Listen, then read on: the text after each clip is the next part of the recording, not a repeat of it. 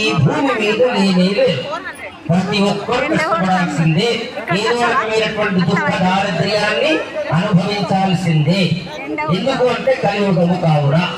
అందుకొరకు ఆ కలి బారి నుండి మనల్ని విముక్తులను చేసి మనకు కావలసినటువంటి సమస్తమైనటువంటి కామ్య కోరికలను శీఘ్రాతి శీఘ్రముగా అనుగ్రహించడానికి కొరకై ప్రతి సంవత్సరం, ఎందుకంటే ఇప్పుడు ఇంత రోజు నిత్యాభిషేకం చేస్తారు.